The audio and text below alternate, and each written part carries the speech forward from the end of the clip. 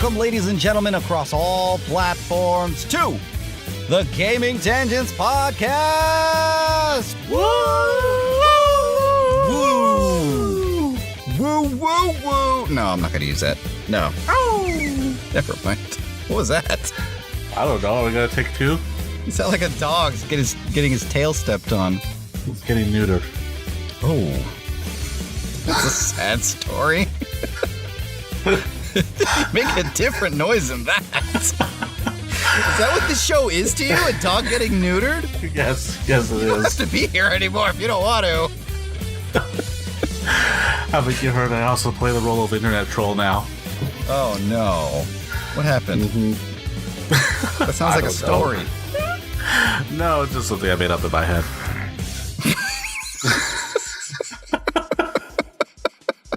I don't think I can believe anything that you're going to say for the next, 20 hours or however long we do this show. Yeah, 20 just hours. Making up stories.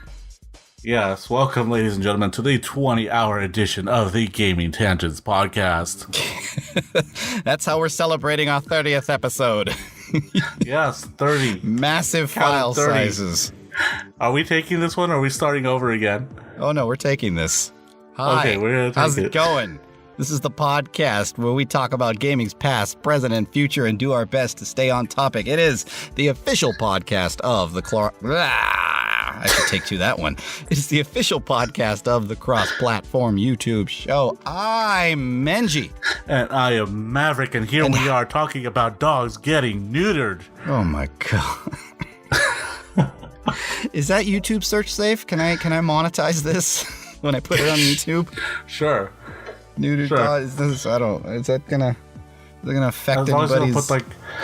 As long as you don't put words like mutilate or ISIS, or ISIS mutilates dogs. I wanted to talk about... you ruined it. There it goes. Yeah, there goes all our little dollar bills flying away with angel wings on them. Oh, man. Well, so much for our 30th episode spectacular. Our mega millions that we're supposed to make off of this one. Right. This was going to be the one that was going to put us over. Oh, this was. Well, we were going to have 10 subscribers this time. Aside from ruining this show and the rest of the internet, how have you been? I've been good. Hasn't been a bad week. Got a little more King of Fighters in. Got a little more King of Fighters in. I was in class this morning, and before we started class, I logged on to PlayStation Network and set for Overwatch to download.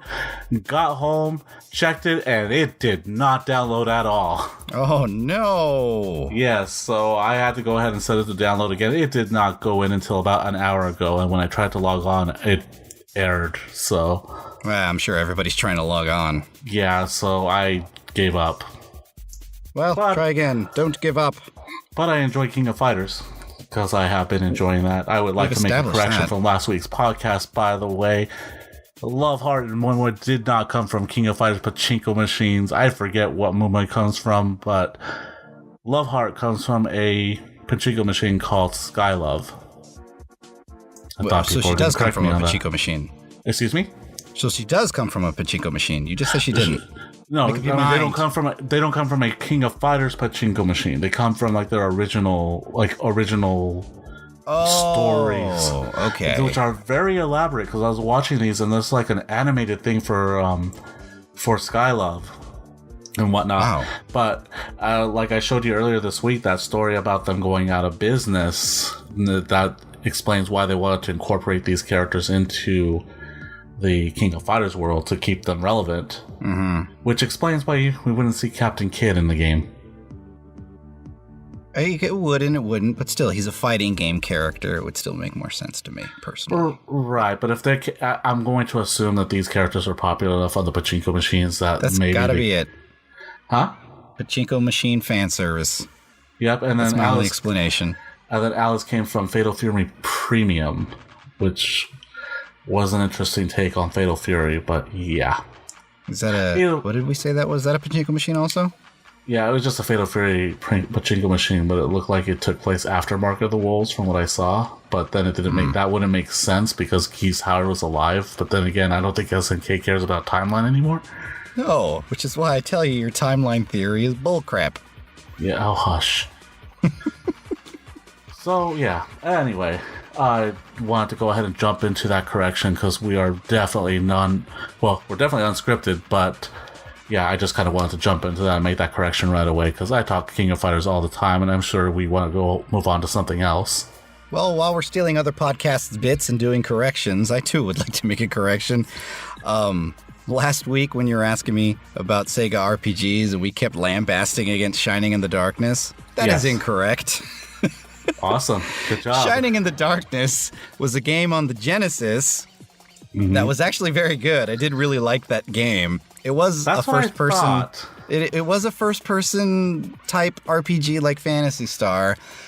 The game that I bought on the Saturn was called Shining in the Holy Ark, I remember that. Which is its sequel, basically. So apparently Saturn has this whole Shining verse, and there's different types. There's like different genres of RPG within the Shining verse. That doesn't sound good, but if I say Shiny verse, it sounds like I'm talking about the company that made Earthworm Jim. So the Shining verse. Oh, yeah, because they came out with so many games after that. I know, right? Hey, don't knock them. So that game that I bought on the Saturn that I really, really did not like was Shining in the Holy Ark. That game was boring as crap. And the reason why I bought it is, yes, because I think at the time I remembered Shining in the Darkness and how much that game was fun for me. Shining in the Holy Ark, not so much. I looked it up, dude. Like, I was like, Sega hasn't had... so I was half right. I made the assumption that Sega really hasn't had an RPG in forever. Right. But they've been making these Shining games up until like 2011. Oh, wow. Yeah, a lot of them were on portable systems. A lot of them were on 3DS and stuff like that. Uh-huh. But they have been making those a couple on PS2. But again, none of them hit big. Otherwise, we would have heard of them. So I was half right. They haven't made a good one since Skies of Arcadia, basically. So is Skies of Arcadia under that same brand? No, I was going to make a joke that it should be Skies of Shining in the Sky with pirates. Oh, there you go. There you go. I forgot about that one. So, all right. So there's my correction. All right. Well, for your mistake, you must spend 30 days in the snake pit. Snake pit? Yes. Where's this coming from? I don't know. I was watching Family Guy earlier. Okay. I'm completely missed tonight. My jokes are all gonna miss. All right. All right. You know what? Dog's getting neutered. There you go. This is the night where you're misfiring. Okay, got it. As opposed to ... Yeah. Go on. Go on. So what I actually jumped back into Fallout 4 this week. Oh, for a while. Really? Yeah. The version that you can mod. Yes, exactly. Not that I oh, well, okay. So I can understand why people are mad about that. Uh-huh. Like, I really can understand it. It's weird because the way it sounds like Bethesda's putting the blame on Sony. Okay. For not giving them, like, the freedom to kind of mod the way they want to mod and apply those mods the way they want to mod. Which sounds a lot like the way they were running the PS3 online aspect. Okay. So that sounds creepy because when they announced the PS4, like, being open and a lot more like a PC and things like that was really, like, one of the things they were pushing that made the PS4 really, really desirable. And now if they're starting to kind of put in those old Sony regulations that, made the PS3 not work so well with a lot of things like a lot of the Valve games that came out, like the Orange Box and stuff, the reason why it was so crappy on PS3 is because they wouldn't allow them to do certain things. So that part scares me. But at the same time, I am of the point in my life now where I can't devote so much time to my game that I can do things outside of the base game. So I can't really enjoy mods all that much. I don't even get to enjoy DLC all that often, quite frankly, and that's official stuff, let alone mods. But I mean, still, if you're gonna have that, I mean, maybe not for us, but I mean, you got to remember that there's a whole audience out there for that. That's what I'm saying. I understand why people are upset. So yeah, that scares me. That it seems like there's kind of this first party, third party, like head bashing going on again, which I thought we were kind of past that. No, because a couple of things here. Number one, and I'm just going based off theory. So this is all speculation on my part. Mm-hmm. All right. So don't pass this off as fact. But don't pass anything off you hear on this podcast as fact. Right. This is just my opinion on the whole thing. I almost feel like Sony's like, we didn't screw up enough on that one E3 where we totally lampooned Microsoft. Let's go ahead and do that. So, they come out with the pointless, slim PlayStation 4. They come out with this, PlayStation 4 Pro, which doesn't seem all too impressive yet. They're locking out any mod features for PS4 to begin with. They're jacking up the price for PS Plus. You know what I think? I think their movie division's suffering really bad. Mm-hmm. And I think that they're doing everything they can to kind of... the PlayStation audiences are the people who are going to be paying for it. Recoup the loss through their only viable department.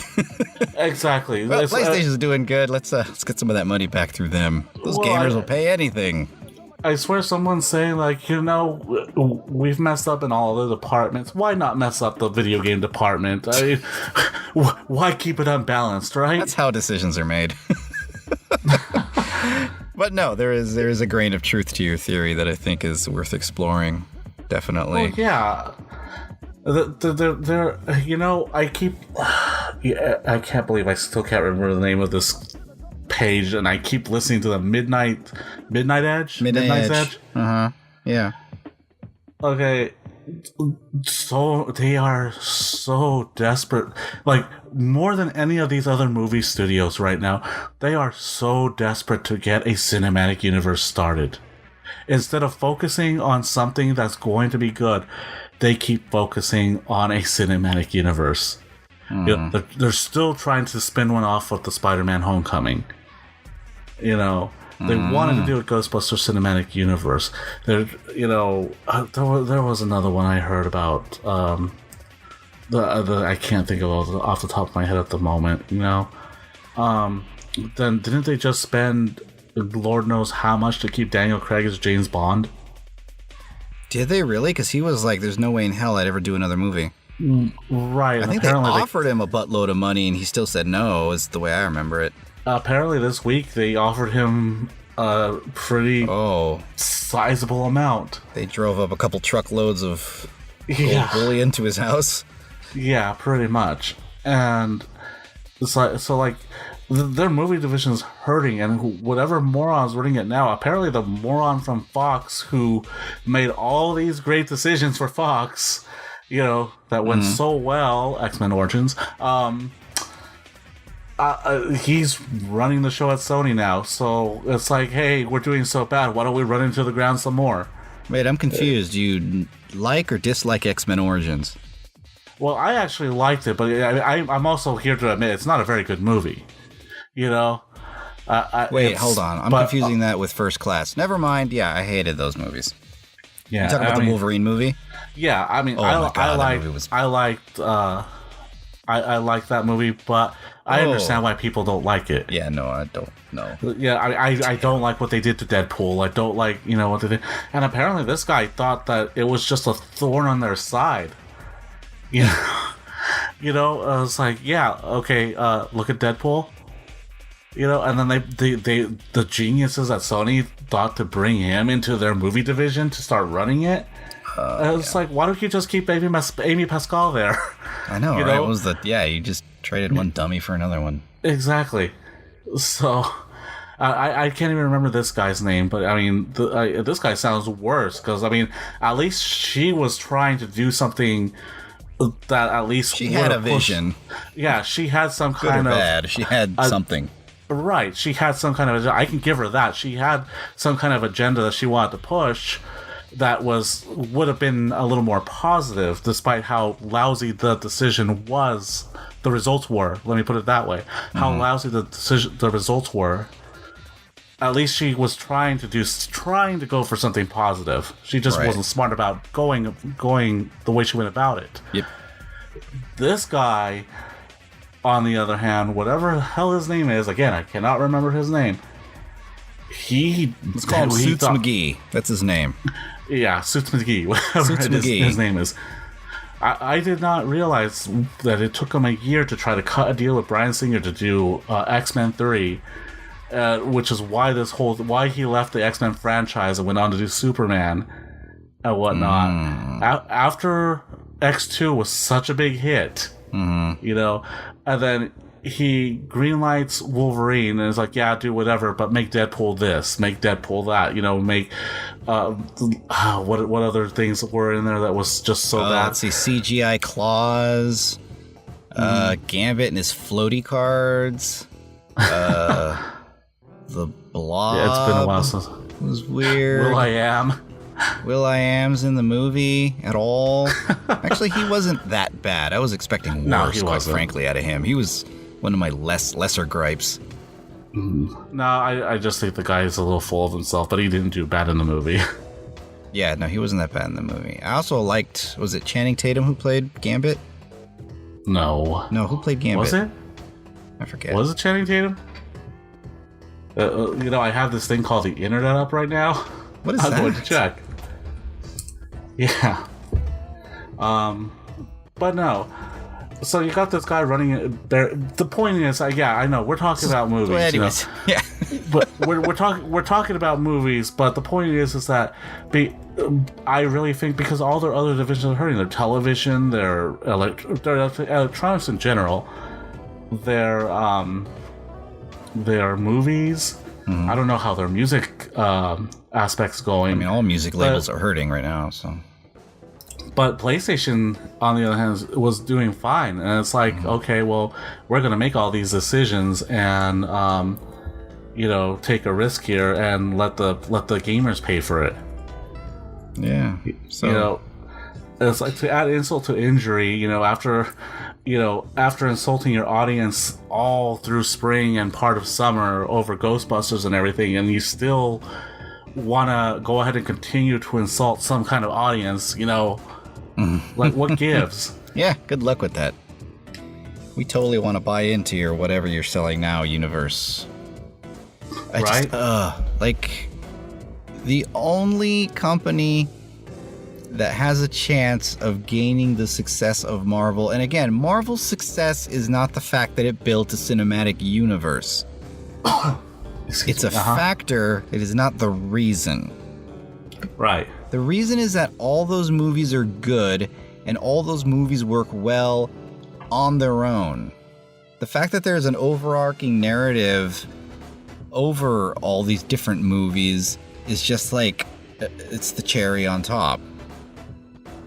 But, sure, it's cool that Ant-Man shows up in Civil War and fights against, Spider-Man and all that kind of stuff. That's awesome. But the Ant-Man movie on its own is still a great movie. Baskin-Robbins always knows. Oh, Baskin-Robbins always knows. Baskin-Robbins don't play. God, that movie's so good. I don't understand people that don't like that movie. It's so much fun. Because it's Iron Man with an ant suit. It's not, though. And people that hate the Iron Man sequels, too. I don't understand that. Right. Well, anyways, that's a whole other conversation. But that's why that universe works well, is because they're making good movies. Every movie, they're not thinking just about how this fits in the overall cinematic universe. They're thinking about, how do we make this movie good? How can we make this movie fun? How can we make this movie different? That's another cool thing about all the Marvel movies, is the ones that aren't... what would we call them in movie form? In comic books, they're usually called annuals. When all the different comic characters kind of come together, they usually call those the annuals. Right. What would we call them in, what would we call the Avengers movies in your Civil Wars? I don't know. Crossover? The crossover movies, I guess, yeah. outside of those, all the standalone movies, like they're almost all different genres, which is what's so fun about them. Well, and on top of that, it's like watching a live action comic book unfold, you know. And the nice thing is that you can watch a good majority of these movies and not have to know what went on in the other movies to really understand what's going on. Yeah. And I don't know if that's what they're trying to get to, you know, happen in. Well, I mean, they haven't succeeded. The closest anyone's come to getting another cinematic universe going is DC, and they're doing a piss poor job of it. Right, and again, because like what I'm trying to get at, I guess, is that every superhero in the Marvel Cinematic Universe, their own movies have their own voice. Right. Like Captain America is very his first movie was a period movie. The second movie was like an espionage movie, and then obviously the third one's basically another Avengers film, but it was still awesome because it was brothers fighting against each other. It was a literal civil war. Ant-Man is a heist movie. Like they're all kind of different genres, but then when they all come together, despite coming from all these different backgrounds, like something still works there. Right. Like they still all maintain themselves, whereas so far all the DC movies have just been dark and gritty. That's their voice. It's dark and gritty. And then Suicide Squad came along to try and change that, and it had its own voice, but the problem there was that, like, reshoots. I think Suicide Squad seemed to have suffered, from what I understand, from kind of a lesser extent of what happened to Fantastic, where somebody else came along afterwards and tried to change a bunch of stuff. Right. Yeah, but the thing is, but Suicide Squad, at least for me, was still fun. It sounds like it was fun. I still want to see it. Right, but I still enjoyed it, but apparently there's a more coherent story behind it that we didn't see. Right, and exactly. I will give it that. That's because, what I've heard. Like I said, when I first saw that movie, and then the situation that they have to go up against just kind of happens. Mm-hmm. You know? Yeah. And it's like, okay, like, not to spoil too much, but, you know, it's like, okay, we're going to put a team together. This is how we're going to do it. Okay. Oh, look, situation's happening. Bring them in. You know? All right. It's such an unnatural flow. Mm-hmm. You know, and a lot of people say it's disjointed and all that. I don't really feel that too much, like a lot of other people are saying, but I will say the most important part that leads into why they're going through this to begin with, I would say that's probably what they're complaining about the most. I mean, I know other people are saying, yeah, they don't seem pieced together well or whatnot. I can understand that to an extent, but I don't think it's as disjointed as everybody says it was once you get past that main point. I think what I've heard is that it sounds like there was definitely things that you could tell that were probably cut out that should not have been cut out. Probably. Including a lot of the Joker stuff. There was probably supposed to be a lot more Joker in that movie.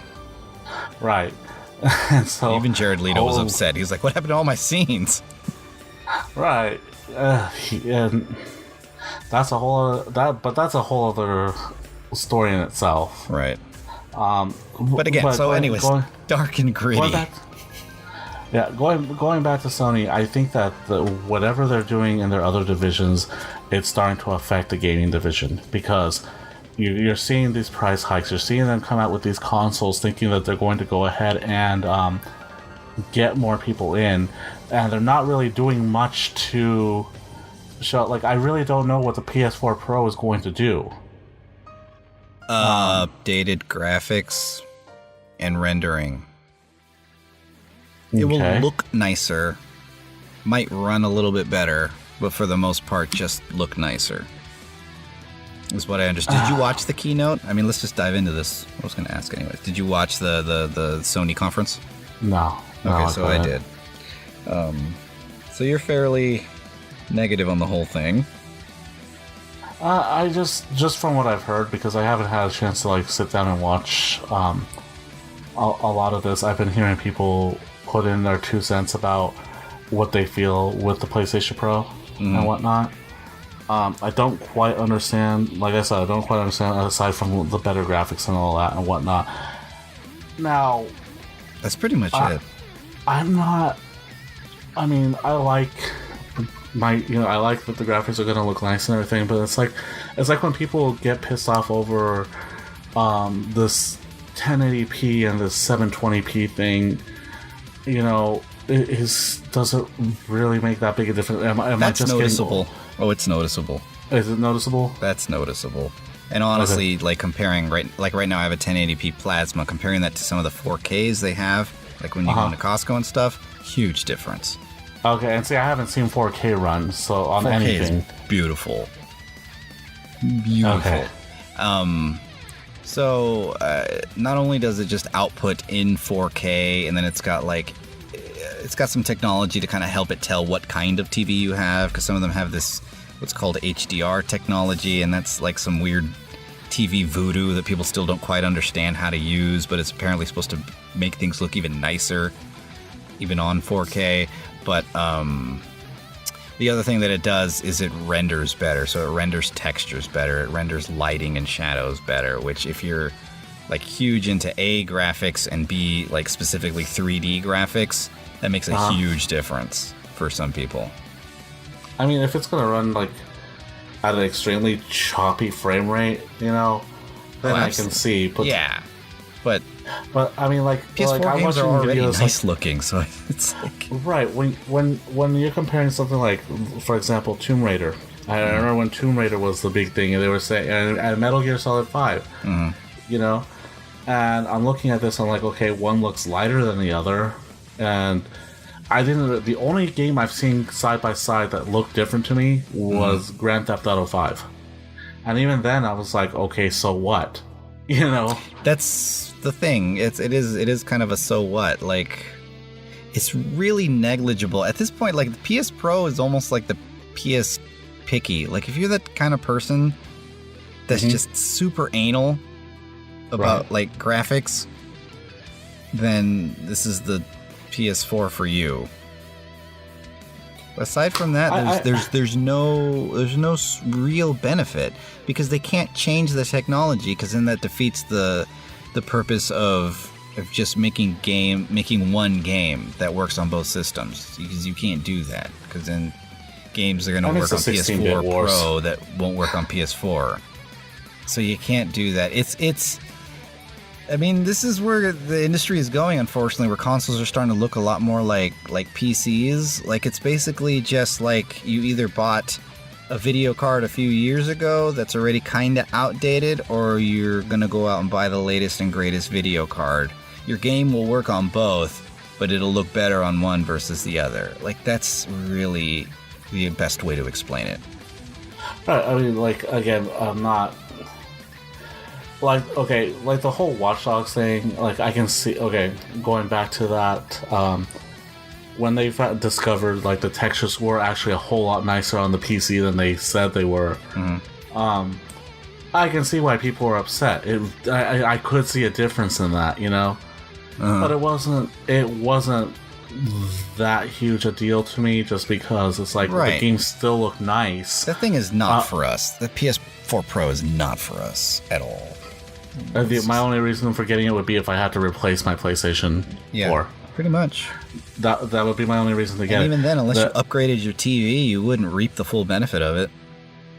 Right. Because even all PS4s, all legacy PS4s are going to have some sort of a firmware upgrade that'll allow them to work with that HDR thing that I mentioned earlier as well. So if you do end up buying a newer TV that has HDR capability, you'll actually notice your game's looking a little nicer than they do now. That's assuming the games are programmed to output in HDR. So that's the other thing, this is where I really, really was like, I don't know how well this is going to work, is like Sony's leaving it up to the developers outside of themselves. Obviously, I'm sure in-house they have their own rules where like the games have to be able to upscale on PS4 Pro. But for the developers, like, they're leaving it up to them whether or not they want to make use of that technology or not. So I was like, awesome. That's creepy. That's like what they did with trophies at first on PS3, where they were like, you don't have to put them on if you don't want to. And like, people were like it seemed so negligible back then. Like, trophies, who cares? But it honestly did make a big difference until eventually they had to be just like Microsoft and say trophies must be on every single game. And then that really did help. It's the same thing here. Like, if you really want this PS Pro thing to be successful in any way, you have to make it so that every game, it's mandated that it has to be able to upscale on the PS4 Pro. Otherwise, what's the point? Right. And if you're not making it, the companies aren't gonna like feel any sort of a. They're not gonna have any kind of a backlash if they don't program it to do that. They're not, they're not breaking any contract or anything. So there's nothing in it for them to not do it. Right. So that's what I feel. It's like it seems heavy-handed to say that you must make all your games be able to upscale on PS4 Pro, but it's the only way it's going to make their system work. I feel it's really foolish of them not to kind of like make that kind of a contract with third parties. Right. So we'll see. It's going to be interesting. I mean, the good thing right now is that there are too many games at this point that I'm looking forward to on PS4 right now. Except Metal Gear Survive. Gotta get that. Yeah. Gotta get them zombies. Yeah. No, there aren't too many games I'm looking forward to at this point. King of Fighters 14 came out. I'm very happy.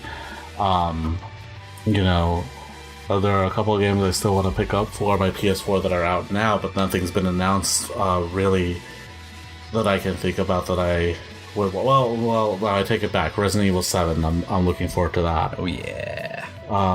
Me too. But outside of that, there's not much I'm looking forward to this year so far. Now that could all change, just like it does every year. Of course. Well, if I had a PS4, I'd be looking forward to Last Guardian. Like I was saying, like I was trying to say, I miss the 16-bit wars. Remember when that mattered? Remember that was a legit reason to say which one's better? Oh yeah, compare and contrast. Those are fun times. Yeah. Oh, remember the arguments we get into? Oh yeah, absolutely. It's so negligible now. Like it's honestly a matter of which system are the rest of your friends on.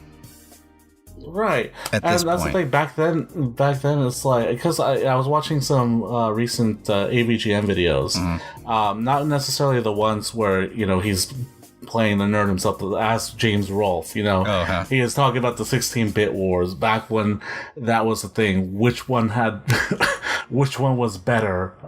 16, or was it not 16-bit? Excuse me.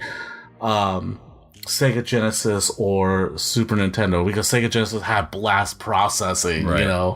Nintendo had Mode 7, that was a little thing that they were going on at the time, right. And like you could see and hear the difference. Sega had the muddy graphics, but it had the more arcade style gameplay. Nintendo seemed a little more restrained in some of their stuff. I always bring Street Fighter 2 as a perfect example of that, or Ninja Turtles. Like the games that were actually arcade games, like when you play them on Genesis, they actually felt like arcade games. Right. Like you had those differences there that really mattered. Like, okay, if you have both systems, which one do I get it on? In general, like Battletoads Double Dragon, that game I always thought had better presentation on the Sega Genesis, but I thought that the music and graphics were a lot better on the Super Nintendo. So that was a tough one, right? But then that's also that was a console. Those are true console wars right there, right? Here we're looking at what's slightly better resolution wise. What more textures does this one have over this and whatnot? And it's a lot more about loyalty nowadays than it was back then. Like it's really just about I like Xbox. I like the name of Xbox, and so I'm always going to buy an Xbox. Right. Like even when Xbox had that poor showing at the very beginning, the Xbox One, people were still like, well, I'm going to buy the new Xbox. Why? Well, because it's the new Xbox. Okay. Okay. See, my whole reason for wanting an Xbox One originally was Dead Rising 3. Oh, yeah. Yeah. Sunset Overdrive for me. And my whole reason for wanting to get an Xbox One back is for Dead Rising 4. So I mean, now it's more it is more about the gameplay and whatnot. That's what's going to attract me more than that, you know? Right. And it's like if Last of Us came out on Xbox instead of Sony, you know, regardless of how shitty Microsoft's presentation was a couple of years ago, if a game like Last of Us came out on Microsoft, oh yeah, I'd be buying an Xbox for that. So it just really comes down to what they have to offer nowadays. Yeah. Exclusives are everything, and even those are starting to disappear.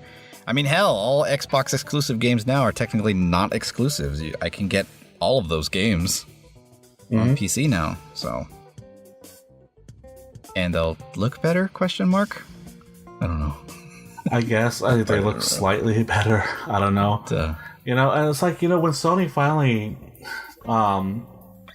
when they finally got an exclusive, I almost felt kind of bad for Sony at this point, because every time Call of Duty came out, it was always Xbox got an exclusive map. They would get the maps first, the first month, blah blah blah. Right. When Sony finally got that, everyone was laughing like, exclusive for a month. Oh my god, you guys suck. Blah blah blah. Right. And it's like it wasn't just because it was fanboys saying this. Like, nobody cared at that point. Right. You know, I don't think they would have cared if it was Microsoft saying, you know, that they were going to get the maps first. It probably would have been like, this again, whatever. I had already gotten to that point. It's like, if it was a game, you know, that had some sort of a DLC that I wanted or something, like, just be like, I'll get it eventually. I'm sure it'll come around. Oh yeah, it'll still be fun at that point. I didn't really pick up on the whole DLC thing until Soul Calibur 4 came out, because the Xbox version had Yoda and the PlayStation 4 version had Darth Vader. And looking back at, you know, it was like 6 or 7 years ago that game came out. And wow, that's a long time. So you meant PS3? Anyway. No. It was Soul Calibur 4. That came out in PS4. Excuse me, PS3. Soul Calibur 4 on the PS3 came out. And on both systems, Xbox 360, PS4, and PS3. And one had Yoda, one had Darth Vader, but they eventually got them both. Yeah. You know, so it's not like the old days again, where like PS2 had Heihachi and Nintendo had Link and anything like that. It wasn't like that. So there's like no. Well, you're also not a big Star Wars guy. Oh, I see. Like on that one, like there was no trading. Right. Exactly. Yeah, there was no ability to get that other character ever. Oh, I guess Right. Link. You had a reason, but that's actually the PS2 and the Xbox and the GameCube. That was around the time that things started looking the same across every platform. Yeah. You know, one had better. You know, one game had better resolution over the other and whatnot, or one game ran better, but that's when they were starting to look closer and closer to the games they want. But then Nintendo messed it all up by going, hey, we're still going to use the same processor as the GameCube on the Wii. It's okay, you like it, you love it. And I guess, well, technically we did for a while. No, we did, and it's not like it didn't have its bad games. I have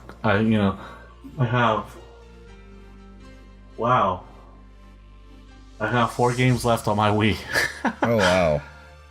Yeah. I still have all mine, but I don't typically sell my games, so. Right. So, I don't know. Going back, we got started on this with the PS4, and I don't know. I feel like doing all this, it's almost like, you know, we didn't suck enough in the first year we came out with this. Let's go ahead and start now. Yeah, I mean, at this point, I would, you know, if anything, I would get a Slim.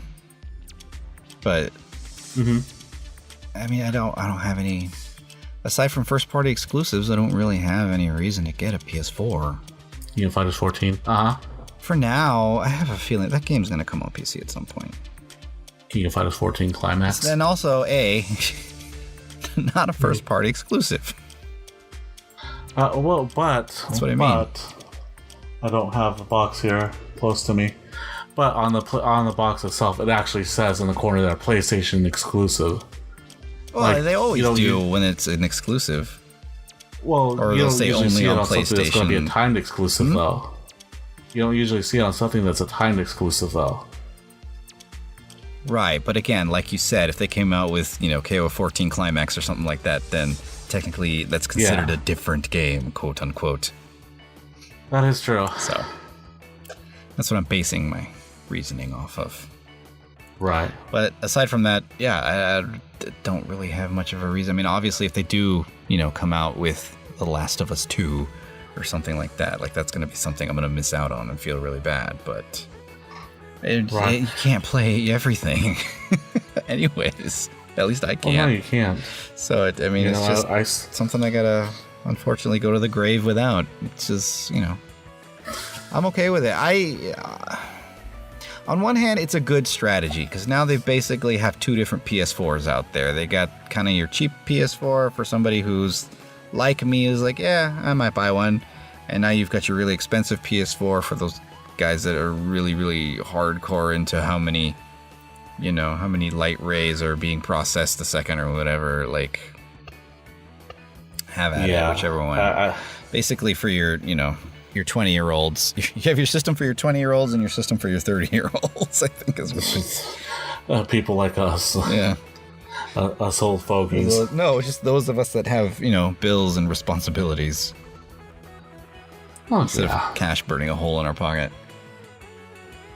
I mean, right now, like I said, there's nothing at the moment that I absolutely have to have on my PlayStation 4. And they didn't mention anything, which I thought was kind of weird. Mm-hmm. Like, they weren't to celebrate the PS Pro, here's a new release of something that'll look awesome on PS Pro or something. Like, they didn't do anything. It was just like, here's same old games we've announced. They're going to look a little nicer this way, though. Huh?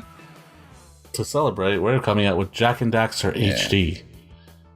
I mean, something. Yeah, which they already did on PS3, so I don't know why I even brought that up. Every now and then I still pine for a Vita. I need to get that back. You know what's weird is the Vita is like the handheld version of the Dreamcast. Pretty much. Like, you rarely hear anybody say an ill word about it, but it did not do well. No, and chalk that up to Sony though, and their proprietary their core software. Marketing strategy for that. That too. I mean, when was the last time you saw a commercial for the Vita? Well, that's the thing. Yeah, they kind of gave up on it. Yeah. So I don't know. I mean, it had a whole lot of potential. Had the nifty little touchscreen thing. They had the PlayStation TV, which I thought was brilliant, but then it's like, yes, no Netflix. We know. Well, there's that no Netflix, and then there's some of the games which I can understand that they would not allow. Some of them they would not allow to play on the TV, like Tekken Cross Street Fighter, I think was one of them, or Street Fighter Cross Tekken. You can't play that game on the television. Well, that makes sense. They want you to buy the big one. It makes sense because there is a console version of that. Right. But then a game like there's a lot of Castlevania cross-buy games too, so it doesn't really matter, I guess. True. But then there's games like Castlevania Dracula X Chronicles, which, was only a portable release, and I guess they had to get permission from Konami to be able to play it on there. That's around the time Konami decided. They're making all sorts of great decisions, dicks. Yeah. So there's that. So you know what I had heard? Uh-huh. I didn't notice when we were talking about them last week, the week before, that apparently their idea to double down on pachinko was not working well for them, which is why they're trying to now put on the brakes, throw it in reverse, and be like, oh, we're doing video games again. Wait. Hold up. Their pachinko division's not working out? That's what I've heard. Really? I was shocked. I am devastated. This is at least what I've heard on another podcast, and so they're like, we are making video games again. Which may explain why they rushed out this Zombie Metal Gear game. What assets do we have? Well, we were working on this other zombie game. And Kojima left all his Metal Gear stuff behind. Well, we just put those together. Yeah, we can do something real quick. All right.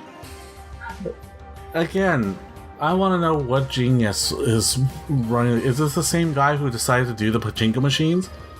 Did he just look at Did he just look at Silent Hill and the leftovers of Metal Gear? It's like, you guys, put this together. Yeah, that's what it sounds like. You know, it's like they're both Fox Engine games. Go ahead, put them together. But there you go. We made a new game for them. Just wormholes. It's all good. I swear, Metal Gear Survive is like, Wreck-It Ralph. Those bugs that like they infiltrate the Sugar Rush game, and then they kind of adapt to the whole thing. Right. I think that's what they did. They put Silent Hill in there, and it adapted to everything, and then it just became that. That's what happened. That's the story behind Metal Gear Survive. It's Wreck-It Ralph in real world. Yeah, pretty much. But the only thing you don't have is some big giant guy going, "I'm gonna wreck it." That probably made it better, honestly. At least then at that point it all makes sense. Like, oh, okay. The games are going to bars after work. Got it. Right. So yeah, I don't know. It's just I don't know what it is with the gaming industry and the stupid decisions they're making right now. I think about the only one that's bouncing back, possibly Square Enix. I don't know. We'll find out. Not gonna lie, I am not excited about Final Fantasy 15. I'm not either. I've heard other people be excited about it, and I'm like trying to look at what they're looking at to see if maybe it excites me. But so far, nothing. I didn't even know. I didn't even know about this movie that came out. Neither did I until earlier this week. Yeah. See, I heard about it about 2 weeks ago. Yeah. It was like King's Clay or King's. Mm-hmm. I heard it was terrible. Yeah, I didn't know anything about it, and then Final Fantasy 15 itself, it doesn't look appealing to me. Now I could be wrong. I will say this: it looks a lot more appealing to me than 12 did. Sure, but I'm still kind of weary about whether or not it's something I want to get or not. Right. Like I said, there's nothing really I want on my PS4 right now, and that includes Final Fantasy. Okay. I take it back. There is one game I'm looking forward to, and that's Kingdom Hearts 3. Whenever that comes out. And Kingdom Hearts 2.8. So when those games come out at the end of the PlayStation's life cycle, is it? I don't think it is. Apparently, Kingdom Hearts 3 is now a PlayStation exclusive. Where'd you hear that? Which would make. I read it somewhere. I cannot remember where, but there's a rumor going around saying that Kingdom Hearts 3 is not coming out on Xbox anymore, and that makes perfect sense because Xbox is not doing well in Japan at all. Oh, yeah, no surprise there. You were just there. How many did you see? As it is, I only saw one PS4. And that house had a kid in it, so... I meant at the stores. Oh, I didn't really... I mean, I didn't go to any, like... Best Buy type stores. I just went to that one retro store. I see. So I was looking at old stuff. Well, yeah, the stuff that still kind of pertains to us. Yeah, so I don't know. I'm sure they're there, but I wasn't paying attention for it. So let's see what else. Oh, okay. So I guess the only other bit of news that I found was what was it called? I forgot. Bloodborne. It's been delayed until 2018. Bloodstained. That's what it's called? Bloodstained? Oh, Ritual of the Night? Yeah. Oh, okay. This is news to me. What happened? Yeah, you thought you just announced that it's going to be delayed until 2018 because it's not... Because of the online competitive mode? No. He says it's not meeting his standards, and so he's actually hiring on a second team to kind of help fill in the gap. He's not asking like for another Kickstarter or anything. No, he's just trying to kickstart a side series. No, he's just trying to get another studio to kind of come in and help him. I see. Like meet. Well, I mean, at least he let his crowd know, and at least he's letting them know. Because I'll tell you what, the game so far, from what I've seen, looks amazing. So if it's not up to his standards, right? that just tells me he's putting more care into this game than... Exactly. He puts as much care into his game as he did into his Kickstarter video. Yeah. Well, I think... I'm all for waiting, as long as he makes it good. And without knowing much about the story, one would think that he saw the whole mess with Mighty Number 9 and was like... Oh, he better have been paying attention. Yeah, he's like, I'm going to make this twice as good. Mm-hmm. Again, and be as transparent as possible. It goes back to the whole jumping on an opportunity thing that I told you about. Battlefield's opportunity to jump on, to gain a little bit of the Call of Duty audience. Right. King of Fighters they trying to get their the beta. I was so sad. Did they? Yeah, Thursday. Oh, that's too bad. I never got to try it. What you call it? King of Fighters, trying to get a little momentum on the Street Fighter audience, And if he's jumping on this whole thing, that it wouldn't surprise me if that's what it is. That he saw the negative response to Mighty Number 9, and he's like, "No, I don't want to mess this up." Yeah. Which make use of that info. Which from what I've seen, it doesn't look like he is. But the fact that he wants to put more care into the game to make it as best quality as possible and give all those Kickstarters people the money that their money's worth, then I applaud him for that. Okay, is it going to be delayed another year? Fine. If you're going to make it one hell of a game, as long as you keep the people happy, which there's going to be some people bitching and moaning because my game's not out yet, blah blah blah. It's like, and then it comes out half-assed, and they're like, the game's half-assed, but they didn't come out with it soon enough. Yeah, and so it wasn't like we decided we want to make a PS Vita version 2, and now we're trying to figure out how to make that work. It's just like, it's like the game is the core game doesn't seem to be meeting what he wants it to be, so he's bringing on more talent, which is fine. Nice. Maybe talent myself. I wish it was me, but maybe he's bringing on other people from Konami. So I still love that line that he said about making dating simulators of pachinko machines. I forget the exact line that he said, but I remember it was a straight diss to Konami. The whole video was great. Yeah, such a good video. So, Mr. Maverick. Yes, Mr. Minji. I thought we would take this time to have another therapy session, if you will. Uh-oh. All right, where do I begin? Right? Let's see. I was born. I steal more bits from other podcasts, huh? I was born in California. No, not that kind of therapy. So, as I'm sure many of our audience members have noticed, I've certainly noticed. Over these last 30 episodes, there have been times where we'll be in discussion about something. Is that what we do on this podcast? We discuss things? Sometimes we will talk about things. All right. On a microphone. And regardless of the topic, I find that you constantly come back to one foil in your life. You're talking to me? Yes, you. This is something that drives you mad, and no matter what the topic is, you'll always kind of tend to go back to that. And so I want to dig deeper into that a little bit, if I could. Okay, look, I wasn't Maverick. that...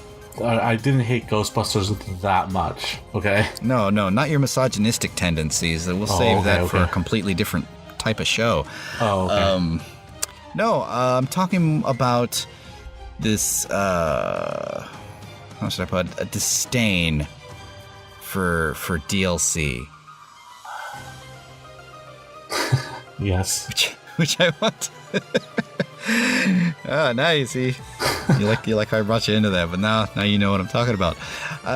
Which I think could honestly bring us into kind of this bigger conversation, and this whole PlayStation conference discussion actually fits in really nicely, I think, with this.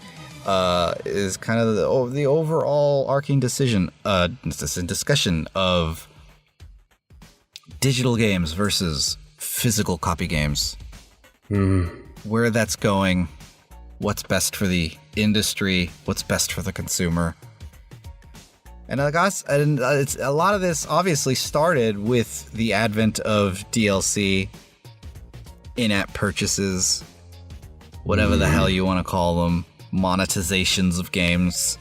A lot of it came from that. Now, obviously, PCs have been doing this for a while because it was originally a way to fight DRM, was to just have the game downloaded directly on the system.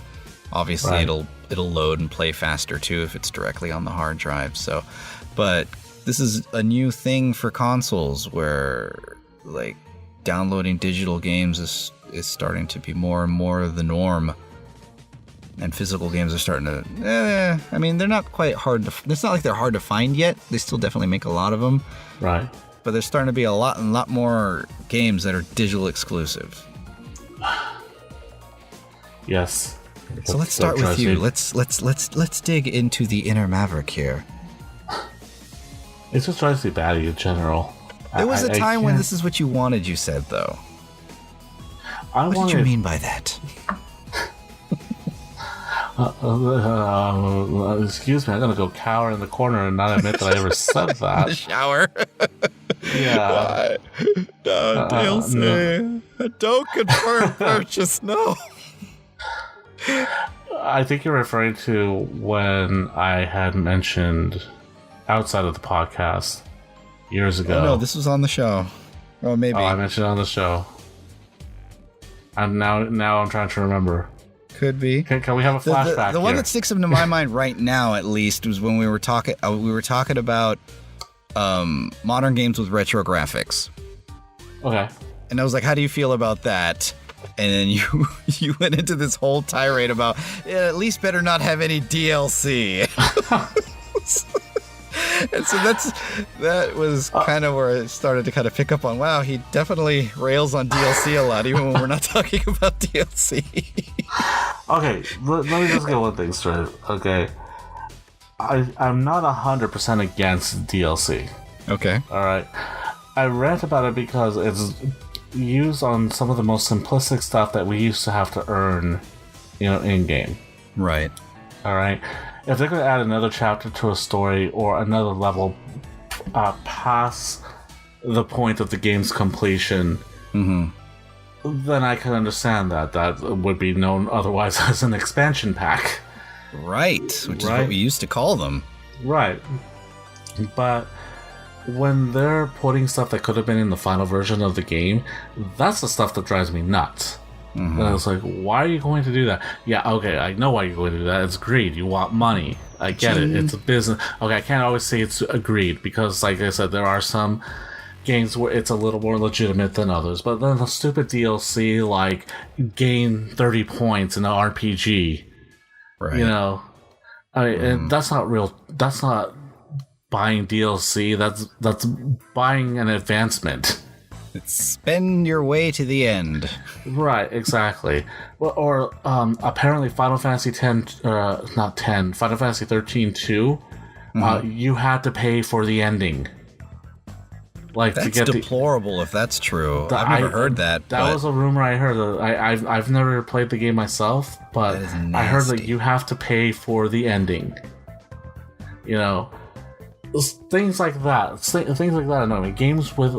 and this is why I'm not saying it because Capcom, at least, even though they have the option to buy the characters right away, at the very least, you can earn some of these characters to buy. Right. On Street Fighter V. Right. And I know I keep going back to King of Fighters and Street Fighter V, but again, the reason why is there was a time where that wasn't the case. Remember when characters were hidden? Remember when you had to put in codes to get it? Remember Street Fighter Alpha? The very first What's Street Fighter? Code? Right. Remember the very first Street Fighter Alpha when Dan and Akuma and Bison were all hidden characters in the game? And all I had to do was put in... I kind of want to put on the brakes there and go back to when...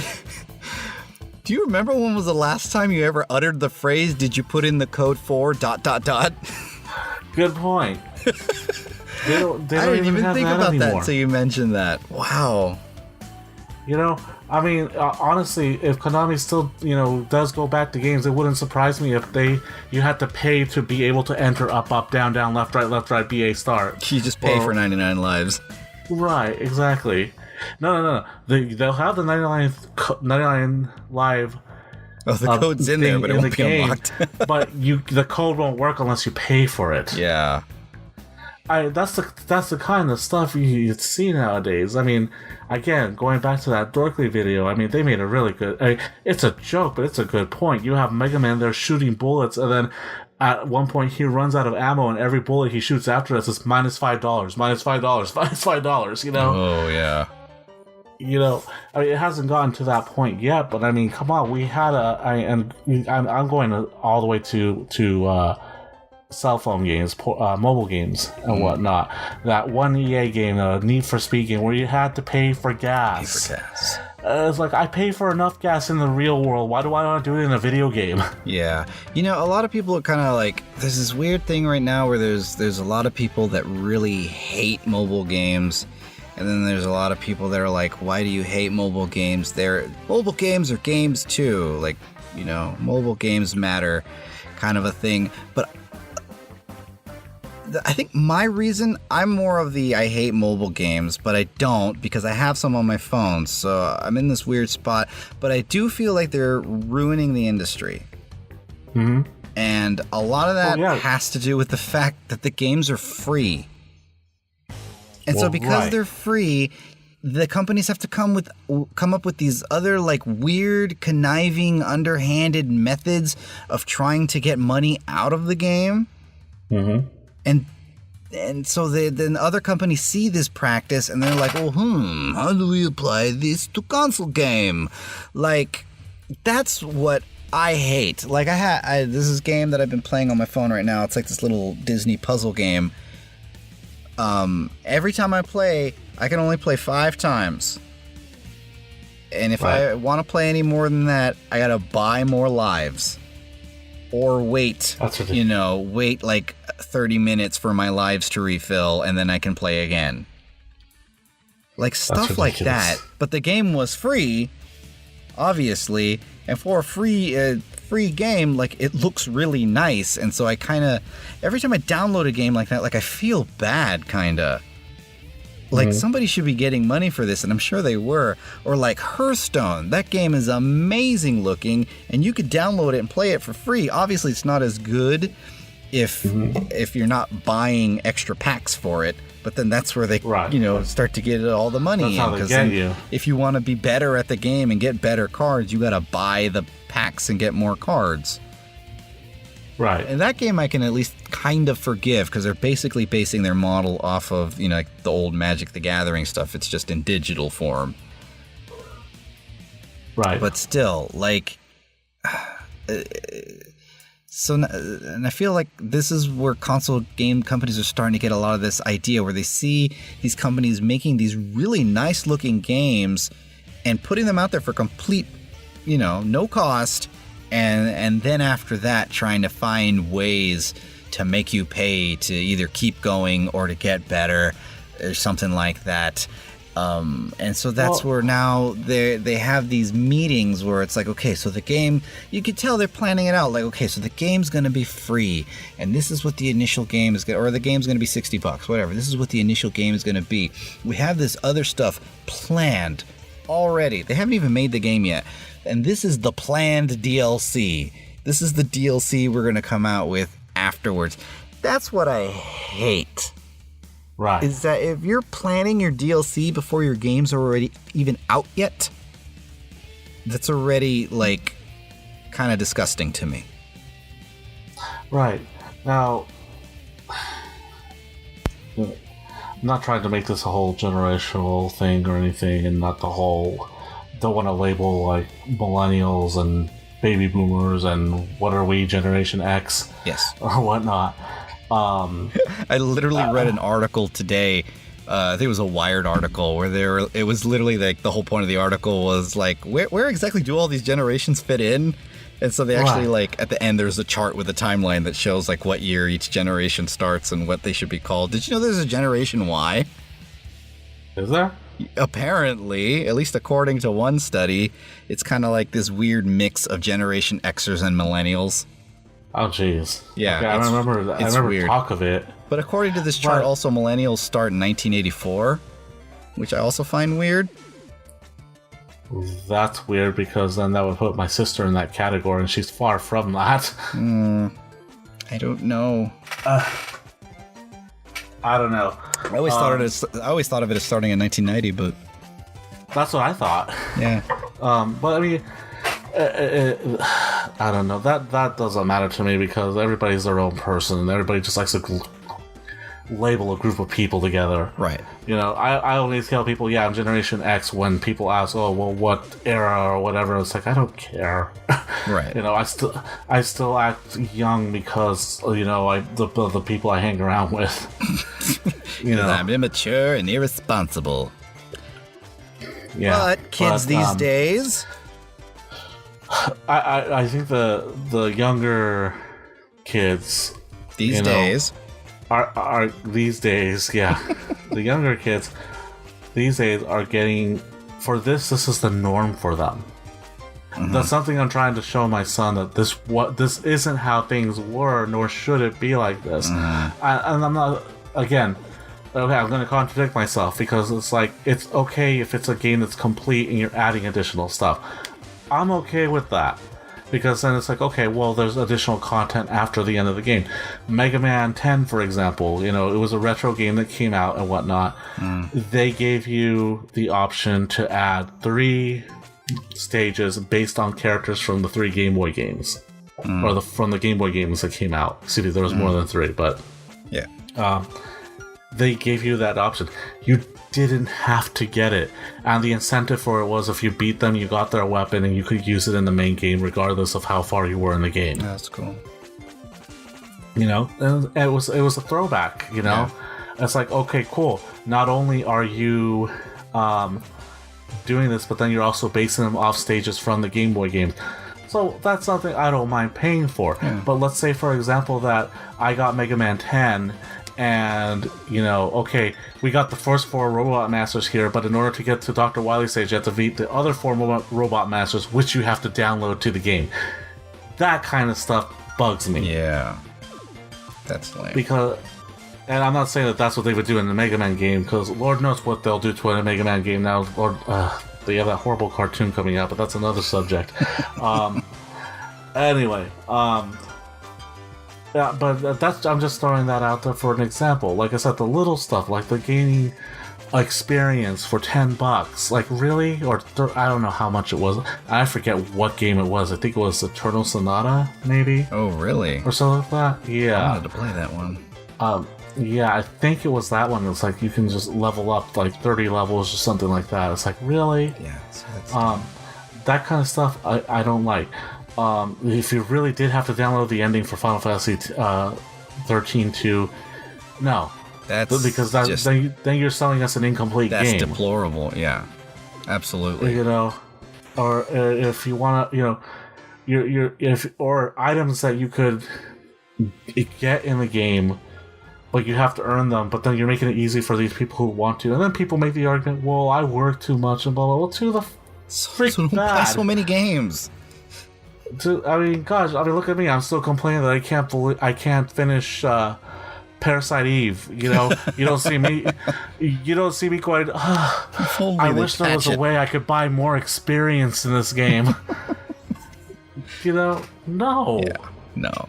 You know, it's like one of the greatest examples of like DLC or expansion packs, whatever the hell you want to call them, that I think people should look to if they really want to keep doing these, which I don't think are on the whole a bad idea, is probably one of the oldest forms of expansion packs that I can remember. You, sir, owned it, I believe. Sonic and Knuckles. I was never a Sims fan. Oh, Sonic and Knuckles. Oh, Sonic and Knuckles, probably the oldest console iteration of DLC that I can think of. Perfectly summed up what an expansion pack or DLC, whatever the hell you want to call it, should be. Right. Like, you have Sonic 3, and that's a whole story on its own, and it works. Mm-hmm. And then there's Sonic and Knuckles, which, I mean, it had the added incentive of it works on its own as kind of like its own little mini side story. But then if you put it together with Sonic 3, it expands on Sonic 3 and turns it into this whole giant story. Or as I like to call it, real Sonic 3. Sonic 3. Yeah. Because that's what it was. I guess, yeah, technically. It's what they wanted to put back in. Right. The game was so big that they actually had a lot of the levels not laid out per se, but they like had them ready to be laid out. Right. And all the music was all in there. I think there was just additional pieces of music added to Sonic and Knuckles. And I once heard a rumor, which thank you EGM for having me give out the wrong information for over 20 years, that Sonic and Knuckles, Sonic 3 in Japan didn't have the expansion pack. It was just one whole cartridge, which turned out to be wrong. Oh. Because I found out later that Japan actually did have Sonic and Knuckles as well. Oh. So this was supposed to be one complete game. Yeah. And so they were dealing with hardware limitations. Right. Of how much they could put on a cartridge. And so they at least were like, okay, well this is all I have right now. Let's at least give them a full game that has an ending and everything. If you were to only play Sonic 3, you would never really know that there would have been more to it. Yeah, because I mean, it wasn't until after Sonic and Knuckles that when you look at Sonic 3 on its own, it shows that it's an incomplete game. Yeah, then you see it, but on its own, you would have never known. Right. So. You would never have known. You know. By the way, for anybody who's interested, I mean, there's a hack of Sonic 3 called Sonic 3 Complete on there that does everything. You can actually set it to different options to how you want it set up. Really neat game. I highly recommend it if you do the emulation thing. Not that I'm promoting all that, but no, we're not promoting it. We're just putting out information. I'm just putting out information. To educate. We're educating the masses. Very, very well put together from what I've seen. I've not played it myself yet, but from what I've seen, very well put together. It pretty much is my ideal version of what Sonic 3 should have been all this time. I'll have to find that. Tide me over until Sonic Mania comes out. There you go, yeah. I mean, it has all these options, and you can set it to, have the whole gameplay and have it Sonic 3 mode and how you want the transitions to happen, and if you want the music to continue or not. If you want to play them in the order they were meant to be in. Oh, wow. Yeah, things like that. Crazy. So, sounds crazy. But yeah, just going back to, I get what you mean about the earliest form of DLC, and there was that, because, I guess the other example would be on Super Nintendo. Remember Final Fight Guy? Yeah, yeah. It's a slightly different situation, but yeah. Slightly different, but yeah, it's pretty much the same concept. That was I would almost put that as slightly more dubious, though. Mm-hmm. Well, they cut the one character from the game that everybody wanted. Right. And they're like, well, here's another version of the same game, but now it's got that guy that you like. Instead. It's not even you have that guy. Instead. It's like, okay, wait, by this time you came out with Final Fight 2, which you had 3 different characters you can play. You're telling me you couldn't add Guy into the game and add the extra level? Yeah. But, Final Fight 2... It's like, everybody would have they have just taken out Hager to begin with. But I guess then you don't have a story, but... Well, yeah, because Hager's the main character. Yeah, I guess, but still. Yeah. But no, I understand what you're saying. Or you want to go into other games, the Street Fighter 2 games. Yeah, well, yeah. I mean, we weren't paying for those, but yeah, we were. Oh, well, later on, I guess okay. Well, okay. Yes, those are. Yeah, different examples. But even then, though, at least every iteration there was something added to it. Yeah, but it wasn't just something changed. Do you remember when Street Fighter 2 came out, and then they came out with Street Fighter Champion Edition, and then on Super Nintendo was Street Fighter 2 Turbo, and I was like, I'm gonna wait because I have a feeling they're gonna come out with another version, and sure enough, they did. So I didn't have to worry about having that. I shelled out like $60. I think that's how much they cost at the time, $75 for Street Fighter 2 Turbo, and instead jumped straight to Super Street Fighter 2, which was a superior game. Yeah, Street Fighter 2 Turbo was terrible. Yeah, so there's that as far as expansion goes. So, I mean, it's not like this wasn't around back then, but it wasn't so common. You get what I mean? It wasn't really divisive either, for the most part. Yeah, with the exception of Final Fight. It wasn't by the ending, buy your way to the top kind of a thing. Like, you still had to play the game. Well, it's like... it's all the little things that they do now, to get people to buy into this. I think the last DLC that I actually paid for that was worthwhile was King of Fighters 13. I bought the extra characters. Because I like classic Kyo, I like classic Kiori, more so classic Kiori than anything else.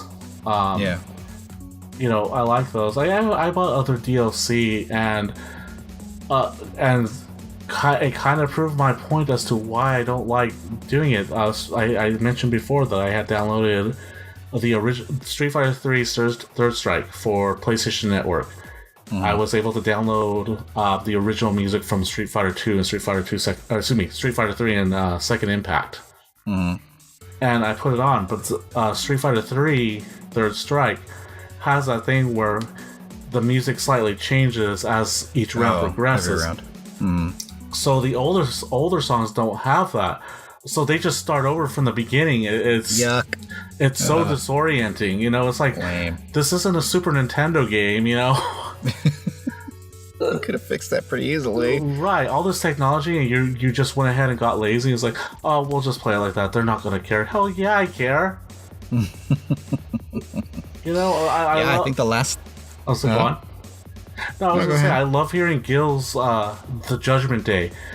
Out of all of Gil's songs, that is probably the best song that he has. And, I'm here to be the and then all of a sudden, I die, and then I go to the next round, and it starts over again. I was like, you just like that intro. They figured. Well, yeah, pretty much. That's all I wanted the song for. I didn't want it for the whole thing. That song is awesome. It is. I think Street Fighter for me also was the last time I bought any sort of DLC, and I think that was for the to upgrade my Street Fighter 4 to whatever arcade edition, whatever the hell it was called. Super Street Fighter 4, some such or other. That was the last time I bought DLC. But again, that came with something. Like, the game actually was different. They tweaked the characters. They added more characters. Like, there was extra incentive that was not there before. Right. But even with Ultra Street Fighter 4, you got, you get more characters, and you get all the the Street Fighter Cross Tekken backgrounds. Boy. That was a little lazy, I think, in my opinion, but at least I didn't even bother when I got that far. But I gotta give them credit because they went out of their way to animate the intros like the other games, and so it's like, they didn't have to do that. I'm sure that's not a cheap thing to do, right? So there's at least that, and I know I'm gonna get a little off topic here because this just kind of made me think of something. Because I know Capcom's notorious for being lazy with their characters. Like, Ultra Street Fighter 4 was just an excuse to put the additional characters that weren't in Street Fighter 4 into the game. Because all the characters that made their 3D debut in Tekken Cross or Street Fighter Cross Tekken are the characters that are in Ultra Street Fighter 4. Yeah. Now, think back to when Street Fighter Alpha came out. And, the first time we saw it, remember how amazed we were how cartoony the game looked and everything? It didn't look like Street Fighter 2, this looked like its own thing. Right. You know, and it looked close to the anime, which we were really big into at the time. Mm-hmm. Right. And they just kind of went with that for the rest of the time. With the exception of, like, Ken and Ryu and Dan and Bison. I think were the only characters that got sprite upgrades. Other than that, they kept using the same... Oh, right. So all the Versus games, they kept that look. They kept the look and everything, and they started looking washed out compared to the newer sprites, especially Morgan. Poor Morgan never got any kind of 2D upgrade at all. Poor Darkstalkers. Yeah, and it was just bad. And then it's like we gave Capcom crap, but we never did it to SNK. The reason why is because even though they used the same graphics and everything, they at least updated the sprites for new animations and everything. Yeah, they would change them up every iteration. Right. It's like at least a little bit. They would do something like they have a new move. They wouldn't just use something that was clearly another move to begin with. Recycled animation. Exactly. So yeah, they give them new win poses and everything. Right, exactly. So you got to give SNK a little credit on that. But then it just goes back to, and I know that my whole thing is that these companies get lazy when they find a way to save money and do it. Like, that's what they do. I mean, I'm willing to bet that if they came out with all these Versus games now and they said, oh, we're going to add this character in, I bet you're willing to bet they would be the same damn sprites they were from the other game. Best example, Capcom Fighting Jam. So we're talking about games that disappointed. I did not mention that one. Yeah. So, there was a bunch we didn't mention. I forgot to mention Mirror's Edge. Well, there you go. I that was one I wanted to talk about and I didn't remember. But yeah, I mean, they Capcom Fighting Jam or Fighting Evolution, whatever the hell it was called by the end of it, you know, they were just... That's right, it did have two different names. They were like recycled sprites, and none of them were updated. And they were all like mix mash sprites too, so they didn't even work with each other. Right, and not only that, because some of them were CPS3 characters and some of them were CPS2 and whatnot. And I love how they still got around getting Chun-Li into the game by using her Street Fighter 3 incarnation instead of Street Fighter 2. Right. But even then, they got lazy with the game engine and just went ahead and had each respective character use their respective engine, fighting game engine. So like that worked really well for them. Yeah. Everybody remember that game? Oh yeah. Remember how much you loved that game? Oh yeah. We didn't even remember the name of it. Yeah. We loved it so much. Oh yeah, Capcom Fighting Jam. See, I can't even get the name right. Evolution, whatever. I think the only original character in that game was Ingrid. Oh, that's right. who they recycle her sprites and use it in Street Fighter Alpha 3 Max for the PSP. Oh wow, she's in there? Yeah, they incorporated her into the Street Fighter universe. Weird. Because they did not know what to do with her. And she's very overpowered. Oh wow. Yeah. So, and again, had Street Fighter Alpha 3 been a PSP game, had it been a PSP game you can download content to, I'm willing to bet you would have to download all these characters instead of having them put in there additionally. In fact, I think I remember Street Fighter Alpha 3 being the last game that I can recall. Well, I mean, they're the Soul Calibur games, you know, but that's always been the thing with them. But like traditionally, like Street Fighter Alpha 3 for the PlayStation, you earned the additional characters in there. Like, yeah, they added Fei Long, they added Balrog, they added those characters, but then, right, you had to earn Guile, you had to earn Julie and Junie, I think. I can't remember if you had to earn them or not, but you had to earn certain characters. Mm-hmm. So replayability. You don't do that anymore. Nope. Just give us all the money. Here's your ending. You can move on to your next game. Pretty much. For the most part. It's damaging, I don't know. I can't talk about too many other games just because I've been so turned off to the idea. Like, yeah, I'll check King of Fighters to see what DLC content they have, but if they don't come out with anything else, I'm okay with it because the game's complete. Right. You know, that's good. I don't know what more they can do with it. Mm-hmm. You know, and you know, for what I paid for, I got my money's worth. You know, Street Fighter 3, we're still waiting to get half the characters that they have in that game. I really don't like the idea of DLC characters for fighting games. Right, and that's something that Killer Instinct's doing. Mm-hmm.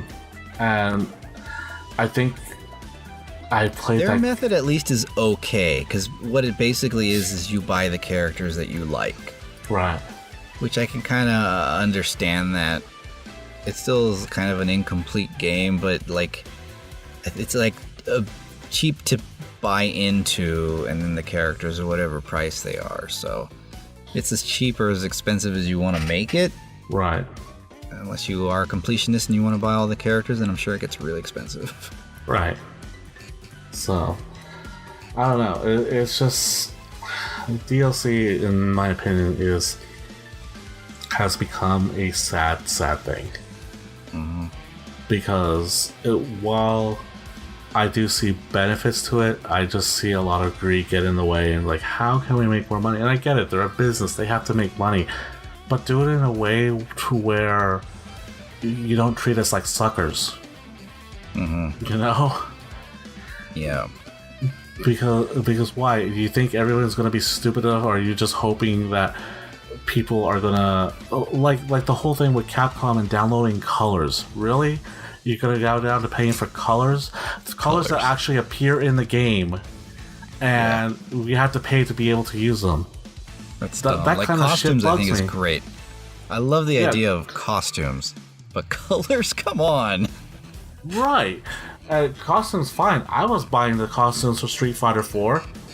You know, yeah, they're some of them are fun. Like that makes the game more fun. It's not necessary for anything. Exactly. But it does give you a little bit something extra. But colors? Exactly. Who cares? I remember when I was go back to it. It's trying to edit my character, and it's like, oh, to use this color, you have to pay 99 cents. 99 cents? Are you flipping kidding me? Up yours. Yeah, that kind of stuff, no. You know? So, I mean, I wouldn't be surprised if, like, you know, Resident Evil comes out and you can use weapons, but you have to pay for DLC to be able to use them.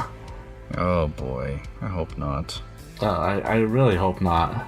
Yeah. I have no idea what kind of DLC Resident Evil 5 and 6 have, but I've never looked. But Resident Evil 5 has, because I actually have the DLC for that game. Mm-hmm. You could add characters to the mercenary mode, and then there is the side story. There's like an entire side story. See, that's DLC. Right, that's true. That DLC is legit right there. DLC. Exactly, because what happens is I don't know how you haven't finished it, right? I haven't even started it yet. Probably next month. Okay. I'll probably play that and BioShock all October.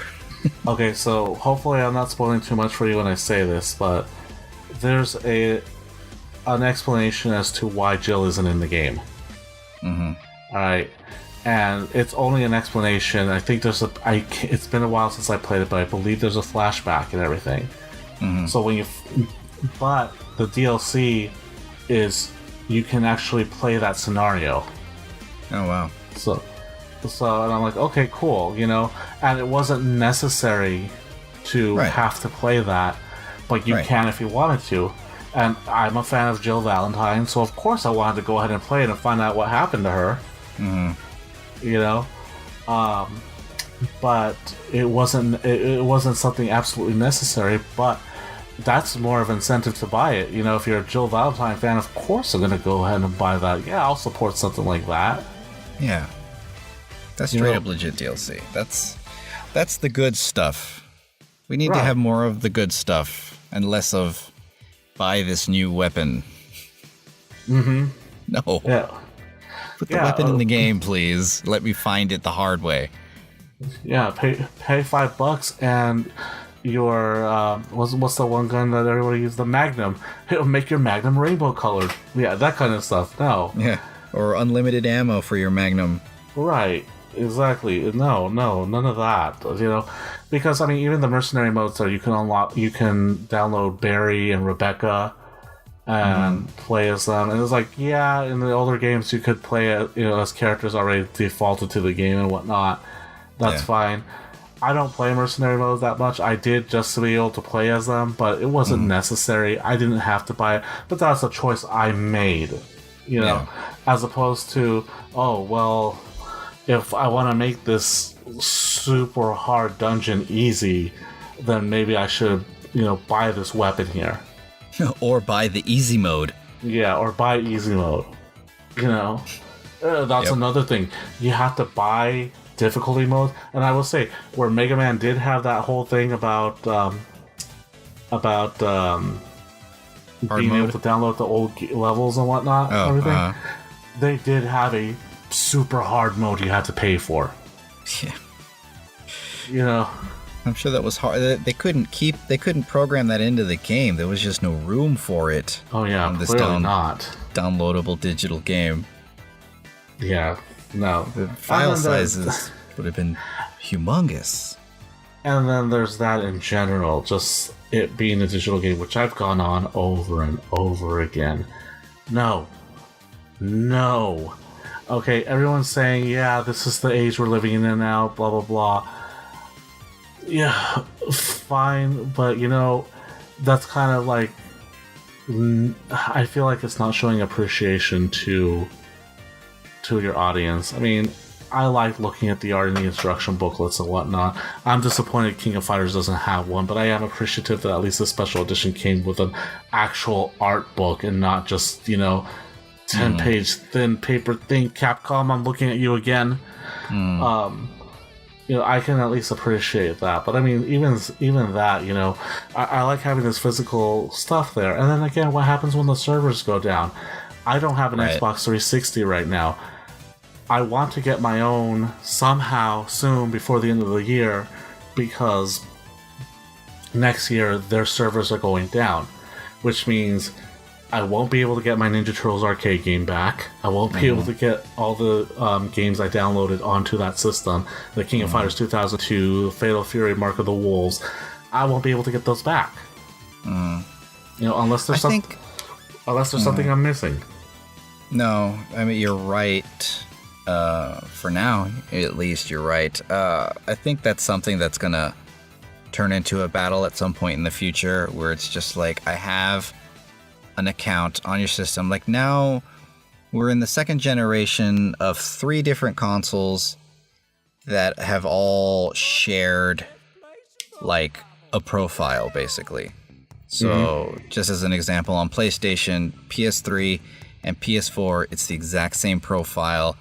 Just log in on your PS4, it transfers all your trophies and everything over. The one thing that doesn't go over is your games. But why not, is I think what's going to become the conversation in the future. I already bought TMNT, the arcade game, on PS3. Why can't I have it on PS4? It's the same account. I already paid for this game. Why does it not come with me? On the Wii, over to the Wii U, I think a lot of the virtual console games didn't work moving up. No, you had to pay for them to work, although... Yeah, you had to... Exactly. Why? That shouldn't happen at this point. Like, I bought Metroid already, not to mention the fact that, I bought Metroid when I was 6 years old. Like, why do I have to keep rebuying Metroid every time it comes out? Like, this is... I'm kind of stealing an argument from another show that I heard. But it's true. Why do you have to keep making me buy this same thing over and over again? But it seems like video games are slightly behind basically the music industry, because the music industry seems to kind of be going in this direction right now. Oh yeah, like, it's horrible because I've been trying to... There are artists where I will just buy... If it's like 1 or 2 songs, yeah, I'll just buy it online. But if there's an artist and I want their entire album, and I can't find it anywhere in physical form. Oh no. And that's upsetting, because I would rather have the physical disc. I don't remember the last time I bought a CD, quite honestly, and I used to collect them. Oh, I know. I'm running into more and more people nowadays that are like, I don't want this massive collection of CDs and jewel cases. Like, I just want all my music on a thing, and that's it. And but the difference with the music, yeah, what the hell? Okay. Take it from me, Mario. I don't like the music. I do not like the Apple, except I'm making a game where I run on them now. No, okay. Seriously, the difference between music and video games is that on music, you're still going to have devices that play the music in the format that it's in. Mm-hmm. I mean, at least that's the case, unless, God forbid, they come out with something else and they come out with some new format to play it in that isn't compatible.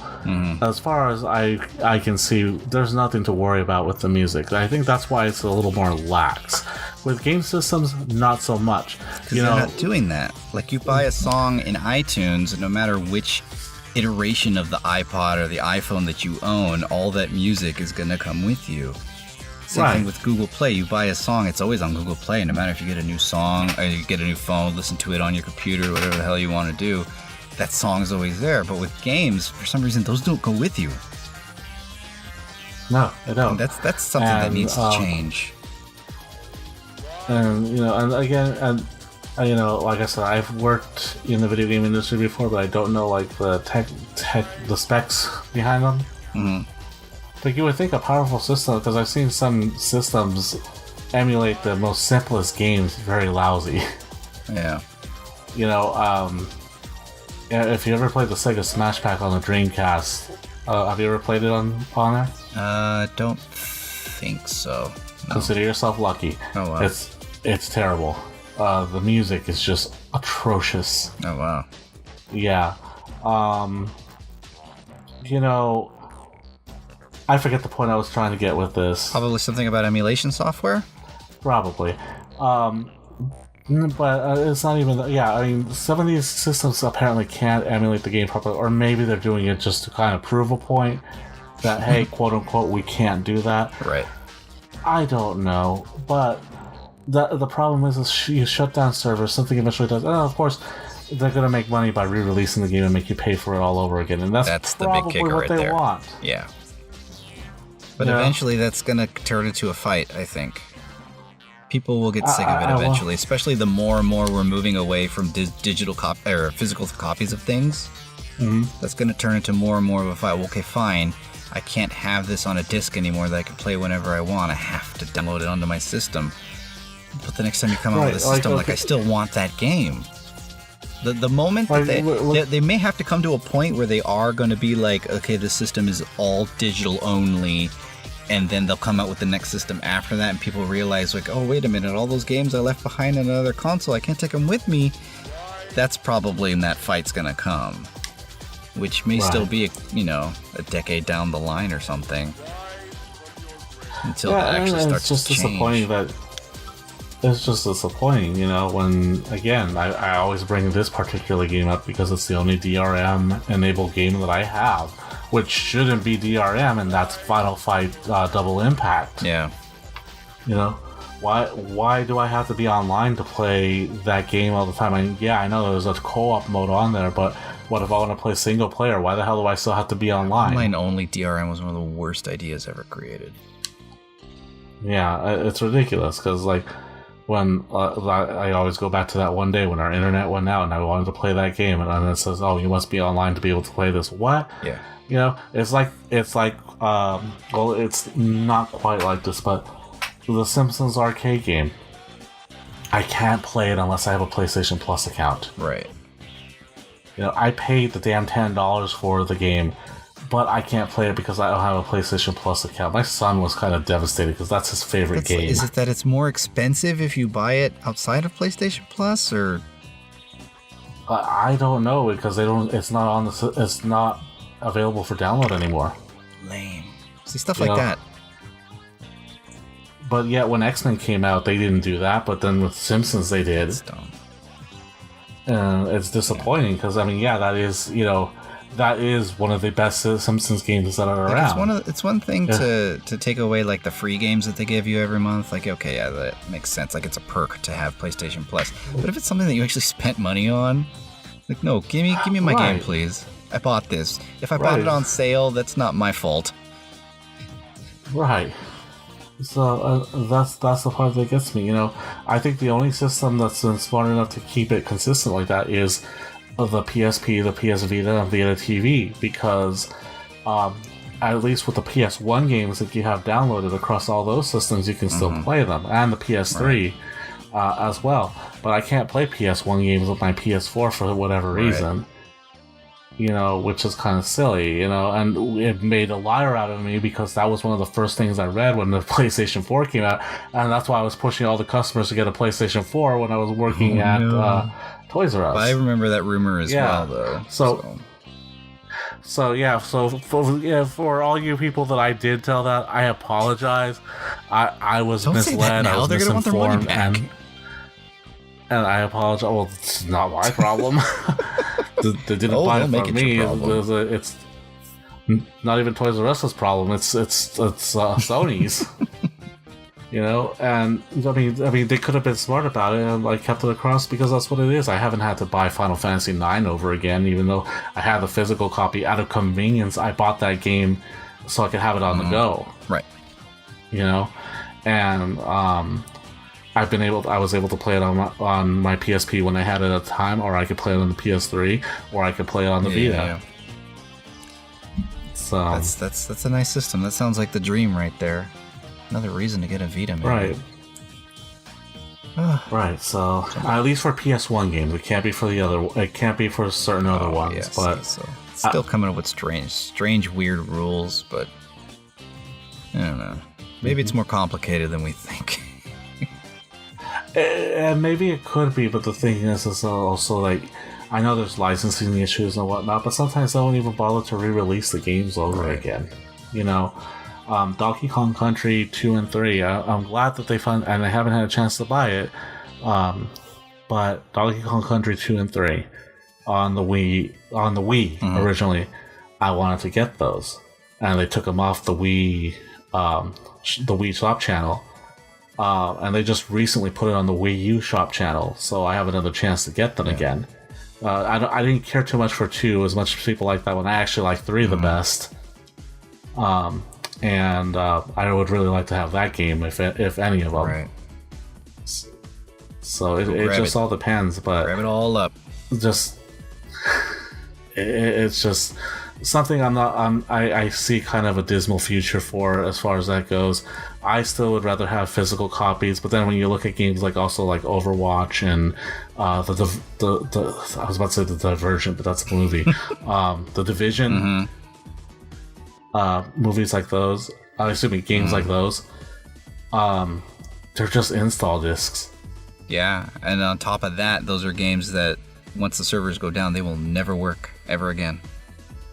Right. So that's sad. So, like Final Fantasy 11. Right. Vana'diel's gonna disappear. Yeah. Well, I hope that Nintendo, if they're going back to a cartridge format, something, of course, more modern and more cost effective. If they go back to that, I hope that's what they do. Because look at cartridges are still working today. Yeah, obviously. And maybe these Blu-rays will, because they'll last long. I have to remember to be careful with my PS2 games, because I forget that they can scratch easily. Yeah. Forgot about that. Yeah. So I have a feeling that... But, I mean, even so, at least you have the physical copy there. Yeah, I have a feeling NX games are probably going to look not that different from 3DS cartridges. I have a feeling with that, too, and for that, then, you have more reason to be careful and whatnot. But if it's gonna be what it's rumored to be, then I'm looking forward to it, because I want to see what they do with this. I'm really interested in seeing what they do, and for the decisions that they make that aren't popular, but when you really think about it, a lot of the decisions are legit. It's understandable. I don't agree with their YouTube aspect of things, but when it comes to using their property to recreate games like this Metroid remake or whatnot, I have my opinions on those, but at the end of the day, you can understand why they're doing some of this stuff. Yeah. So it's not like they're not doing it for a reason, but they're also kind of living about 10 years behind in everything. 20 years behind. Also true. They're hoping it'll be the 80s so forever. Probably. But they do have some good ideas, and if this is, one way they're going, I heard on another podcast that, they may be the only console remaining, after all is said and done. True, because they'll stick to their guns. Exactly, and that might work to their benefit in the end. Really could. And good, but then at the same time, what if they start running that monopoly like they did before? Yeah. Some cheap Chinese knockoff can come along, and so then they can seem like they don't have a monopoly, even though the competition's not very good. Right. Yeah. Personally, I'm a collector. I like seeing all those games on the shelf. I did start sick of seeing CD jewel cases everywhere with my music collection, because I have a pretty huge music collection, especially after I had to replace it after I lost a ton of my CDs on a trip overseas. So then I had doubles of a lot of these CD cases. So that was that wasn't too awesome. Like I think it's just the size of a CD jewel case. Like it's too small to look cool from far away, but too big to be compact and like hide away nicely. And so they didn't work out so well. Like at least like DVD cases and game cases, like a lot of times, there'll be logos on the side and art or stuff that you can see on the spine. So even from far away, like that collection of DVDs looks cool. From far away, a lot of times you can tell which one is which. So like I like the look of those. And I found out that like the thing that I collect is games, which is why I think I don't sell mine back. Like me, like you do. Like I have that collection like you did. If I kept, oh dude, I remember your Super Nintendo collection. Collections. Yeah, no, I remember some of your collections, man.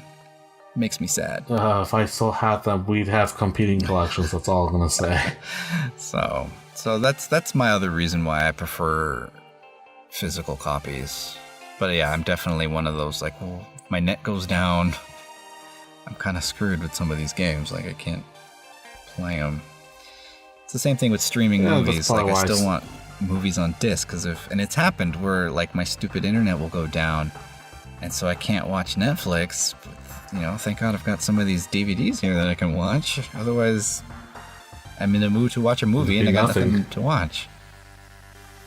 Right. So there's that. I don't know. What about you? Not you, Maverick. You, the listener. What are your thoughts?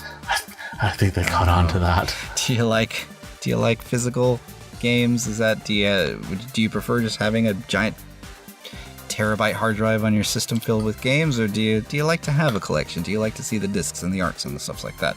Let us know. Tell us on Twitter @CrossPlatShow. That's where you'll find us. We try and be as active as we can on the Twitter. If Twitter's not your bag, you're more of a Facebook person, you can find us there as well, facebook.com/crossplatformshow. And of course, you can also do the old-fashioned email us at crossplatformshow@gmail.com. You can send us questions, comments, tips, tricks, codes. Tell us some codes. What are your favorite codes in video games? Let us know. Take a wild guess. Abacab. What else? SoundCloud. That's where we find our podcasty home. If you're on the SoundCloud listening to us for the first time, please subscribe to that RSS feed. If you're hearing us on iTunes, Google Play, got some kind of a comment rating feature, give us a good rating. Thumbs up. 5 stars. Ding! Really help out the show, and subscribe if you could, please. Also Slacker and pretty much anywhere you can find podcasts. I'm pretty sure that we're there. And as always, the show and all of its back episodes can be found on YouTube. I promise you, I'm in the effort of getting those updated right now, the YouTube channel updated right now. Maverick can attest to this. I'm just having rendering issues right now. I'm having problems rendering out the actual videos to upload to YouTube. It's a thing. I'm doing it though. I promise. And keep an eye out as cross-platform is moving ahead, and it's on its way. So I'll definitely let you guys know when that's coming. It's exciting. It's going to be fun. It's going to be good. It's going to be tasty. Maybe itchy. Maybe tasty. Maybe itchy. And I think that's just about going to do it for this week's episode of the Gaming Tangents Podcast. Unless you have something to say. Awesome. To the audience, do you like to get physical with your games? Let us know. Get physical. Something physical. It's happened. He finally sang a song from the 80s. Oh my god. Is that the first one? And not only that, a pop song. Is it? You heard it here first, folks. Did it? I don't know. I don't remember. I've never heard you sing an 80s song before, let alone an 80s pop song. Except maybe that one with Alfonso Ribeiro, but that's not really an 80s song. That's a Church of Jesus Christ of Latter-day Saints. Who broke my window? Yeah. Something. Telling the truth is gonna be easy. Glass everywhere this is why I keep you around. Who broke my window? Yeah. See what you got me there? Mormonism is fun.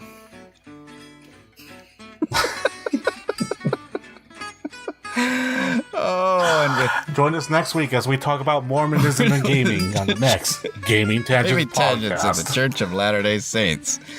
The games of the Church of Latter-day Saints. Next week's topic, Super NOAA's 3D Arc. Alrighty, that's going to do it all. Thank you.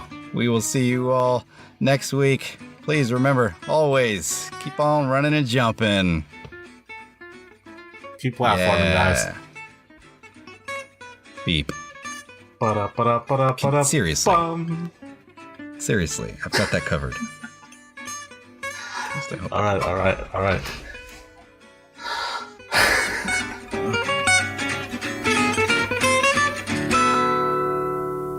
Who broke my window? Telling the truth isn't gonna be easy. Glass everywhere you look. Who broke my window? Mr. Robinson, what a horrible mess. I broke a window with my ball, and I've come to confess. And I don't remember the rest of it after that. Would you like to play again? You have selected no.